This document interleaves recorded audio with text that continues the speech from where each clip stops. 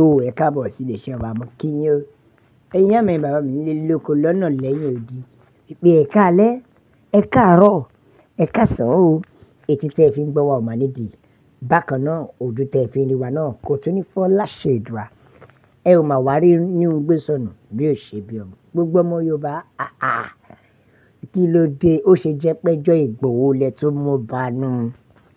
Ó ṣe jẹ́ pọ́mọ Adéyẹmọ lẹ tún mú banú. Ṣebí Yorùbá ní bá a bá lé ní títí bá ò bá bá ní. Níṣe là á dẹ̀yìn lẹ́yìn ẹni ni. Ṣé kò jẹ́ kẹ́ ẹ ti padà ni? Bẹ́ẹ̀ni, ṣé kò yẹ kẹ́ ẹ ti padà? Hajiatu, Najitu Muhammadu, Najatu Muhammadu.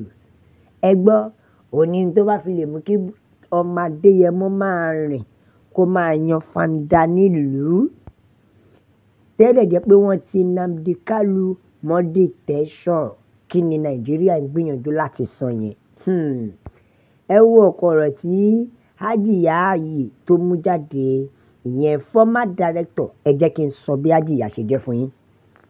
Bẹ́ẹ̀ni, former director in President Tinubu Presidential Campaign Council, àti wípé ọmọ Fúlàní ni.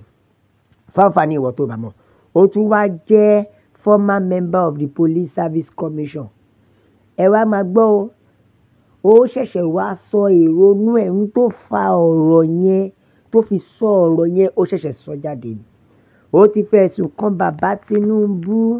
Ó wá wò pé báwo lòun ṣe lè draw attention àwọn èèyàn àti bàbá Tinubu.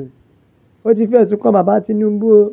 Ó ní pẹ̀lú gbogbo bí àwọn nọ́ọ̀tì bí wọ́n ṣe ṣàtìlẹ́yìn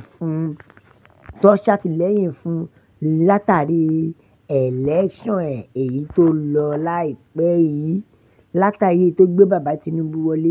Ó wá ní sí ìyàlẹ́nu bàbá Tinubu ò favour àwọn ará òkè ọ̀hún. Fún ìdí èyí ló ṣẹ̀ṣẹ̀ ohun tó wá bí ọ̀rọ̀ yẹn jáde nìyẹn. Gẹ́gẹ́ bí ohun tí ó sọ Hadizat, gẹ́gẹ́ bí ohun tí ó sọ Hadiat Najat nígbà tó sọ̀rọ̀, ẹ máa gbọ́, wọ́n ní the current chairman the Northern Star Foundation, kẹ́ ẹ lè mọ̀ wípé ọmọ Fúlàní ni. Bẹ́ẹ̀ni, a non-governmental organization ni o, níbi tí ó ti láhùn tó wà, organization tó wà ní ilẹ̀ North, níbi tó ti láhùn ló ti sọ̀rọ̀ fún wọn. Oníṣẹ́ ẹ fẹ́ gbọ́, oníṣẹ́ rí ìgbà tóun máa gba iṣẹ́ campaign fún bàbá Tinubu yìí. Olóhùn ò gba tinútinú pé ṣùgbọ́n òun gbà nígbà wípé bóyá a lè favour ìlú àwọn ẹ̀yà wọn. Ṣùgbọ́n sí ìyàlẹ́nu, ó ní bàbá Tinubu ò ṣe bó ṣe tó. Orí gbogbo agbára ó di wì lẹ́kọ̀ọ́ ni bàbá Tinubu ń kó sí.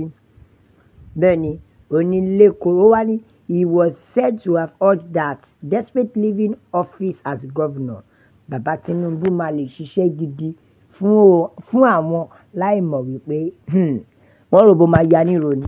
Ìbú ló ti yá o. Ìbú ló ti yá nítorí wípé àṣé bàbá gan ṣe kí ni? Àṣé bàbá gan lò wọ́n ni. Ẹ wá gbọ́ bó ṣe sọ. Ó ní tí olóyè Ìgbòho ṣàbá lè máa rìn tó yan fanda tẹ́ẹ̀dẹ̀ tí Nnamdi Kanu mọ́nú gágá.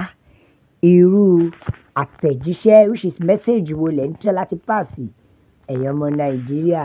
Ó ní ìjọba gbọ́dọ̀ ṣe kí ni?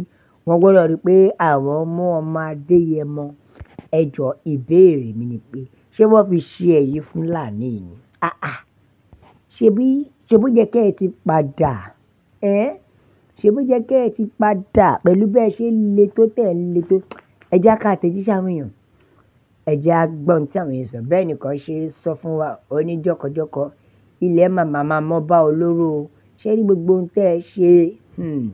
Gbogbo ohun tẹ́ ẹ ṣe ó lè lé everybody. Bẹ́ẹ̀ nìkan jẹ́ kó yé wa. Òun náà ò máa blame. I don't blame anyone but the leaders of South East. Òun náà ò blame anybody. Òun ò dẹ̀bi lórí anybody. Bí kò ṣe lórí àwọn olórí tí wọ́n gbà kí wọ́n mú Nnamdi Kanu. A jẹ́ pé àwọn ọlọ́sùn lè nìyẹn. Ìbéèrè tòun ni kí ni ó ṣe tó fi wá di tí ìjọba wa kọ̀tọ̀ sílẹ̀? kò ṣe nǹkan méjì bí kò ṣe wípé ẹni tó bá ti rí pé ó ti fẹ́ dìde fún òmìnira tiẹ̀ báyìí, wọ́n máa rí pé àwọn yànkẹ́ ẹ̀ ni. Bẹ́ẹ̀ ni, ẹ jẹ́ ká tún ka àtẹ̀jíṣẹ́ àwọn ẹlòmíràn. Bẹ́ẹ̀ ni kan jẹ́ kó yé pé ó mà ṣe o. Arábìnrin yìí ó ń sọ nǹkan. Ẹ jọ̀ọ́, pẹ̀lú gbogbo bó ṣe sọ̀rọ̀ tó, ṣèbí àwọn tí ó jẹ́ pé wọ́n rí bàbá fín gan, àwọn Fúlàní ẹgbẹ́ wọn tó ń rí bàbá fín tó ń sọ̀rọ̀ sí ààrẹ, wọn ò máa mọ̀ wọ́n yẹn. Àbí bẹ́ẹ̀ kọ́? Ẹ jẹ́ á ka nǹkan tí ẹlòmíì sọ. Ẹlòmíì tún ní kò lè dùn mí fún ẹ o. Kò lè dùn mí fún ẹ. Báwo ló ṣe máa compare? Ẹ máa gbọ́, how can you compare someone that form an armed group under his command that is terrorizing the whole South-East?